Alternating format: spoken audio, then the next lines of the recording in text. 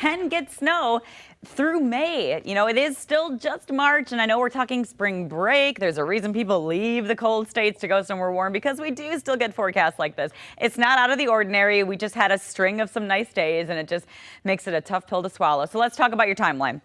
So all day today, you're good. Clouds are going to be increasing here as we go throughout the afternoon. From 11 p.m. to 2 a.m., the rain is going to come in from the south, and then it will quickly flip to a mix and then snow. So that's kind of that window of where things are going to start to come on down. Then between 2 and 9 a.m., this is kind of that ticket where we're having that moderate to heavy snowfall, where I think 3 to 4 inches could be falling during this time. The event is going to start to wind down going into late morning and into the early afternoon, with an additional 1 to 2 inches expected. The snow type we have, it's heavy and it's wet. Now, I don't believe this is like the last system that caused all those power outages, but I wouldn't be surprised to see a couple of those reports because of how much moisture is in the snow. That last system had snowfall rates exceeding 3 inches an hour, which is insane. This one, we could see snowfall rates up to about 1 inch per hour, but it's a lot of heaviness in that snowflake. So that is something to keep in mind. Here's a live look at Milwaukee right now. The clouds are starting to thicken up. Temps near 40. Same deal right now in Brookfield. That's those high clouds starting to come in ahead of that weather system. A live look at Oak Creek. We have some sunshine we're still enjoying, and a live look in Franklin, the Rock Sports Complex. I love these cameras here just kind of flying around. And we have Delavan.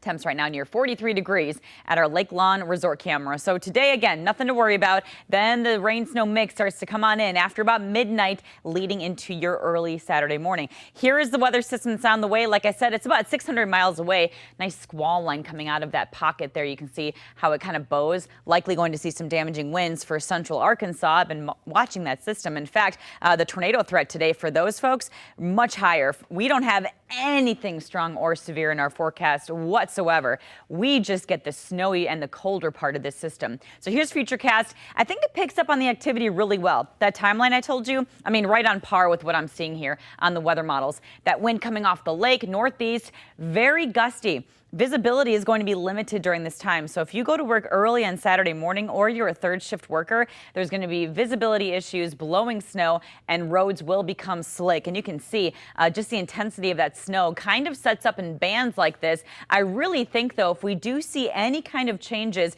it would be a slight shift to the east, and that would bring the higher totals to Kenosha, lower totals for areas in Beaver Dam and also into Oshkosh. For now, I'm going to keep things the way they are. It's only one weather model that doesn't show that trend, so I'm going to kind of keep an eye on that. Everything's going to wind down during the late morning, early afternoon.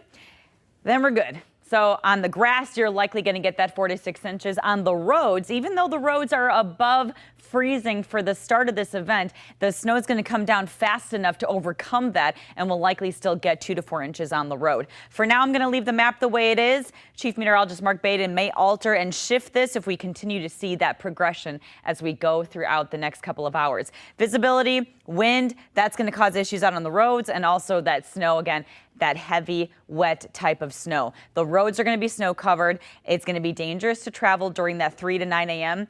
And then after that, we're good. But this is a very sharp cutoff. So that storm track does mean a lot here. And if you're traveling tomorrow at the airport, could be a little messy, especially those early morning flights. So make sure you're checking with your flight provider so you know what's going on. But you can see after this, we get a little break on Sunday, and then Monday, another chance of rain or snow in the forecast. Now, the latest we've ever had snow in Milwaukee's history was May 31st, back in like 1890 or something. Well, let's not repeat that. No. Make sure you have our app, and stay tuned to the Weather Watch team here throughout your weekend as we track this spring snowstorm. Lindsay, thank you.